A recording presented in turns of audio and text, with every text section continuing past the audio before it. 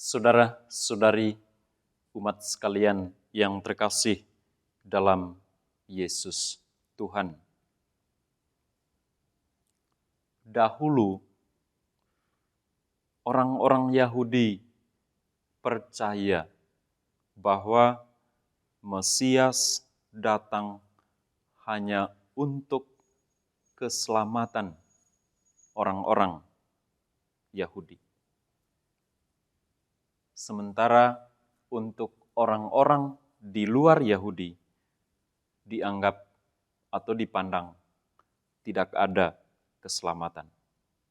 Itu persis dalam sejarah gereja. Mungkin kita juga sudah tahu. Sebelum Konsili Vatikan II, pandangan gereja seperti itu. Bahwa di luar gereja tidak ada keselamatan.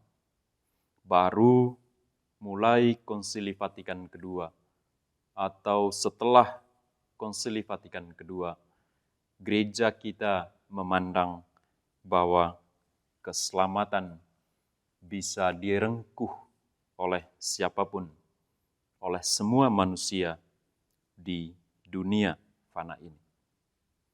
Saudara-saudari sekalian, dalam Injil tadi, Yesus pergi ke daerah Tirus. Yesus pergi ke daerah Sidon. Dua wilayah ini bukan wilayah Yahudi. Dan tadi juga kita dengar dalam Injil, seorang perempuan dari wilayah Kanaan datang kepada Yesus. Dan Kanaan itu juga bukan wilayah Yahudi. Maka dalam Injil tadi, para murid meminta kepada Yesus, suruhlah perempuan Kanaan itu pergi. Dasarnya adalah bukan soal karena perempuan itu terutama berteriak-teriak ingin menghadap Yesus, ingin datang kepada Yesus. Tetapi dasarnya adalah pandangan tadi, yakni bahwa para murid seperti orang-orang Yahudi lainnya memandang bahwa di luar orang Yahudi atau untuk non-Yahudi itu tidak ada keselamatan.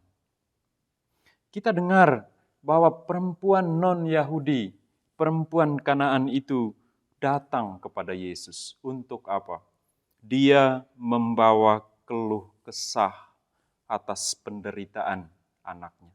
Dan tentu saudara-saudari sekalian, sebagai ibu, itu bukan hanya penderitaan anaknya, tetapi juga penderitaan ibu atau perempuan itu sendiri. Dia datang kepada Yesus untuk memohon kesembuhan buat anaknya. Saudara-saudari, sekalipun dalam Injil tadi, Injil Minggu Biasa ke-20, Matius 15 ayat 21 sampai 28, ada percakapan Yesus dan para murid yang berisi pandangan yang tajam tentang pembedaan antara orang Yahudi dan orang bukan Yahudi. Tetapi apa? Tetapi ujung dari percakapan Yesus dan para murid adalah apa? Tuhan mengabulkan permohonan perempuan Kanaan itu. Dan sekalipun dalam Injil tadi ada percakapan Yesus dan perempuan Kanaan itu yang juga berisi pembedaan tegas antara orang Yahudi dan orang bukan Yahudi. Tapi apa? Tapi puncak dari percakapan Yesus dan perempuan Kanaan itu adalah Tuhan Yesus memandang dengan penuh kasih atas apa? Atas iman besar. Iman besar di mana? Iman besar yang ada dalam lubuk hati perempuan Kanaan itu. Dan kita refleksikan, bahwa iman besar itulah yang menjadi pintu terbuka bagi keselamatan terutama atas anak dari perempuan Kanaan itu. Pertanyaannya adalah, apa tandanya bahwa perempuan itu memiliki iman yang besar? Kurang lebih ada dua hal yang bisa kita refleksikan, saudara-saudari sekalian. Pertama, saat mendekati Yesus, perempuan Kanaan itu berteriak, "Kasihanilah aku ya Tuhan, anak Daud. Kasihanilah aku ya Tuhan, anak Daud." Kita lihat, perempuan itu menyebut Yesus sebagai Tuhan.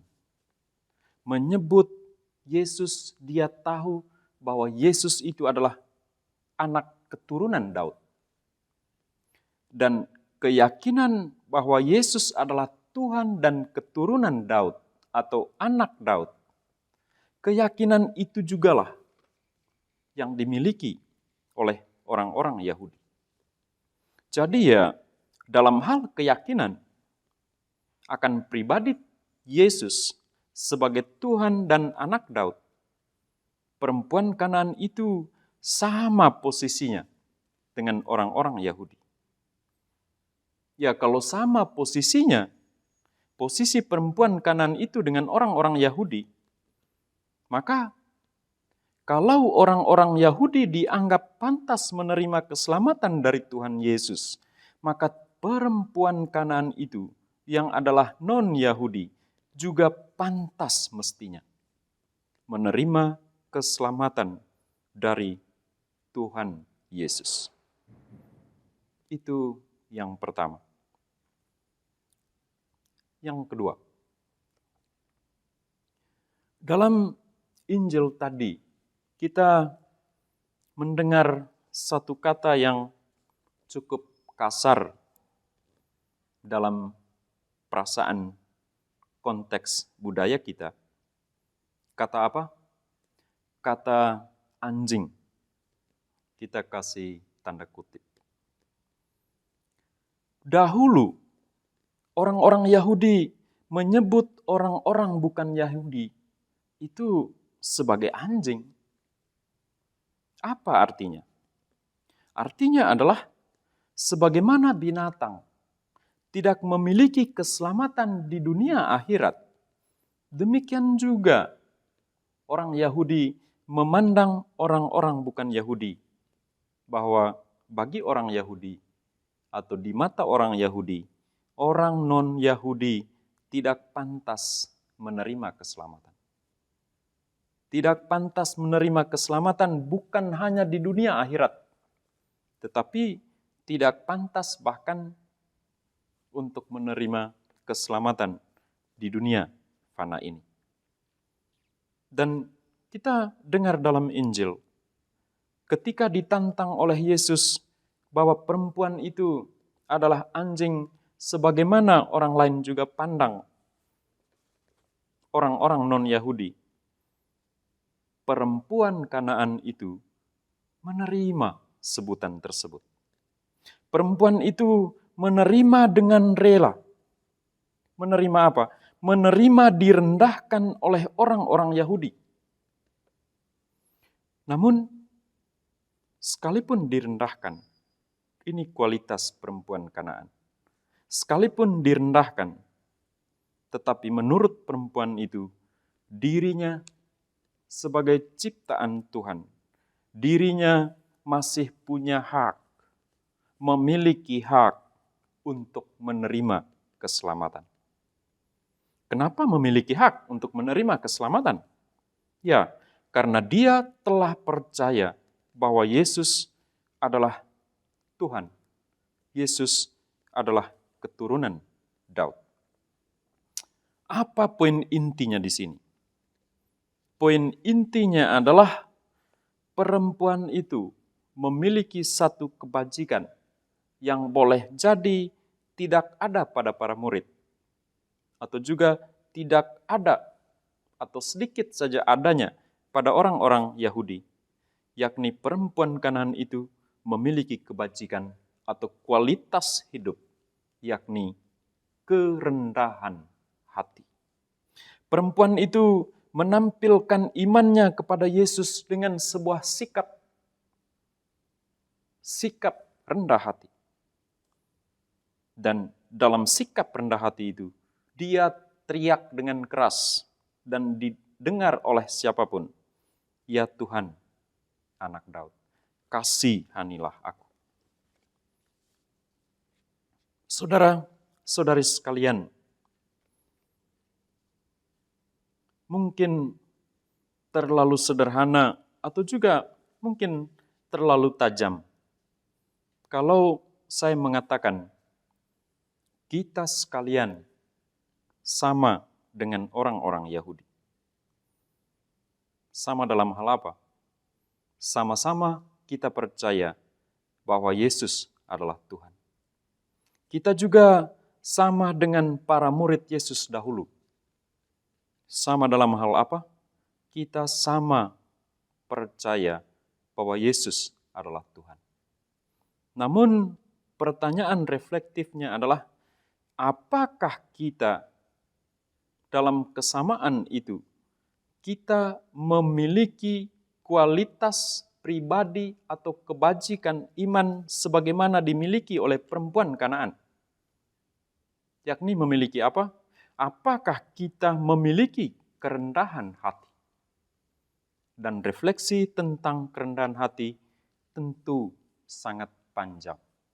Tetapi kiranya pada kesempatan ini kita pun paham bahwa selain kita menyatakan iman kepada Tuhan, baiklah iman itu kita kemas dalam kebajikan, kerendahan hati, tunduk di hadapan Tuhan, memohon keselamatan dari Dia, memohon kesembuhan, misalnya salah satunya sebagaimana ditunjukkan oleh perempuan Kanaan tadi. Selanjutnya tentang kerendahan hati itu kita bisa refleksikan sendiri-sendiri. Kita balik kepada pribadi kita masing-masing. Apakah kita cukup rendah hati dalam hidup kita? Dalam hidup di biara, dalam hidup di tengah keluarga, komunitas kecil, dalam hidup di tengah masyarakat, dalam hidup di tempat kerja kita. Kiranya Tuhan Yesus menambahkan kepada kita kebajikan, kerendahan hati itu.